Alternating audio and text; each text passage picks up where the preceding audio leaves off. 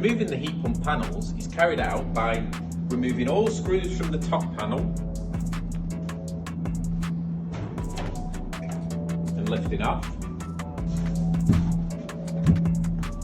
The 2 screws in the front panel and the 3 screws in the end panel.